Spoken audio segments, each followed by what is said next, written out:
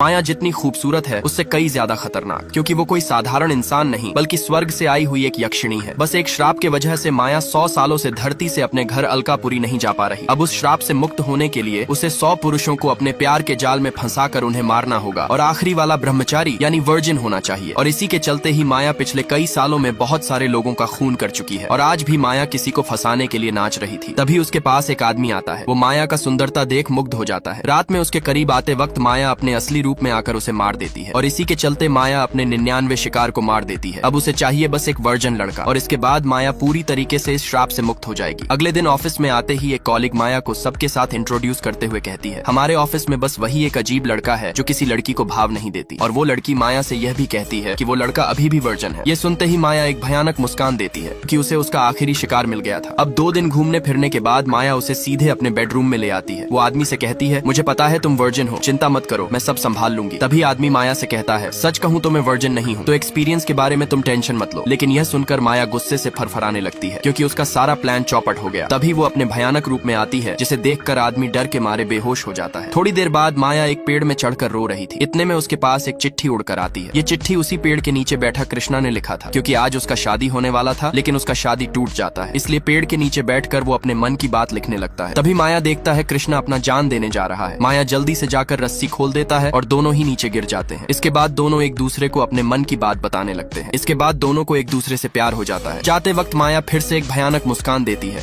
अब कृष्णा माया को लेकर सीधे अपने घर में शादी की बात करने आता है, लेकिन घर वालों को माया पसंद नहीं आती और शादी करने से मना कर देती है। लेकिन कृष्णा कहता है, मैं माया से ही शादी करूंगा। तभी वहाँ पर माया की मौसी आती है, जिसे देखकर कृष्णा का पापा लाइन मारने लगता है और कहता है, मैं आपका संधि हूँ। फिर घर वाले कहते हैं, हमने अभी तक शादी के लिए हाँ नहीं कहा। कृष्णा कहता है, क्या हुआ, अब क्यों मना कर रहे हो? अब तो उसकी मौसी भी आ गई है। कृष्णा का पापा कहते हैं, चाहे कोई माने या ना माने यह शादी होकर रहेगी। इसके बाद कृष्णा अपने रेस्टोरेंट में सबको शादी का कार्ड बांटने लगता है। अगले दिन कृष्णा का दादी कृष्णा को लेकर एक तांत्रिक के पास आती है। कृष्णा पूछता है, आप मुझे यहाँ क्यों ले आई हो? दादी कहती है, कल रात मैंने एक बहुत ही बुरा सपना देखा, इसीलिए यहाँ आई हूँ। अब दादी तांत्रिक से पूछती है कि यह शादी हो सकती है कि नहीं। तभी तांत्रिक कहती है, ये शादी नहीं होनी चाहिए, नहीं तो किसी की मौत पक्की है। लेकिन कृष्णा ये सब नहीं मानता और उन्हें ढोंगी बताकर वहाँ से जाने लगता है और कहता है, ये शादी होकर रहेगी। इसके बाद माया ज्वाला से कहती है, इस शादी को कोई रोकने की कोशिश कर रहा है। ज्वाला कहती है, तुम टेंशन मत लो, मैं सब संभाल लूंगी। इसके बाद कृष्णा एक आदमी के घर अपने शादी का कार्ड देने आता है। तभी वो देखता है उसके घर के अंदर माया जैसी दिखने वाली एक लड़की की पेंटिंग थी। इसके बाद वो आदमी आता है और कृष्णा उसे कार्ड दे देता है और फिर कृष्णा उस आदमी से पूछता है कि यह तस्वीर किसकी है, लेकिन तब तक वो आदमी वहाँ से जा चुका था। फिर कृष्णा जैसे ही ऊपर जाता है तो वो देखता है कि वो आदमी तंत्र मंत्र कर रहा था। यह देखकर कृष्णा घबरा जाता है और ये सारी बात जाकर माया को बता देती है। यह सुनकर तो माया डर जाती है और कृष्णा से कहती है, वो आदमी हमारे शादी में नहीं आना चाहिए वरना कुछ बुरा हो सकता है। और कृष्णा भी मान जाता है। माया शादी के लिए तैयार हो रहा था, लेकिन तभी वो देखता है वहाँ पर वो तंत्र मंत्र करने वाला आदमी आ रहा है, जिसे देखकर माया घबरा जाती है और सीधा दौड़ के कृष्णा के पास जाती है। लेकिन इधर कृष्णा एक आदमी के साथ बात कर रहा था। वो आदमी कृष्णा से कहता है, तुम जिससे शादी कर रहे हो वो कोई साधारण लड़की नहीं बल्कि एक चुड़ैल है। लेकिन कृष्णा उसके बातों को सीरियसली नहीं लेता और कहता है कि तुम पागल हो गए हो। तभी वहाँ पर माया आता है, जिसे देखकर वो आदमी वहाँ से भाग जाता है। माया कृष्णा को कहती है, वो आदमी यहाँ आ गया है, अब वो ये शादी नहीं होने देगा। कृष्णा कहता है, तो अब क्या करे? माया कहती है, अब हमें यहाँ से भागना होगा। कृष्णा कहता है, लेकिन हम भाग कर जाएंगे कहाँ? माया कहती है, ऐसी जगह जाएंगे जो किसी को नहीं पता। इसके बाद दोनों भागकर एक मंदिर में आ जाते हैं और वहाँ पर वो दोनों शादी कर लेते हैं। लेकिन वो आदमी उन दोनों को ढूंढते ढूंढते मंदिर तक आ गया। नेक्स्ट पार्ट देखने के लिए सब्सक्राइब जरूर करें।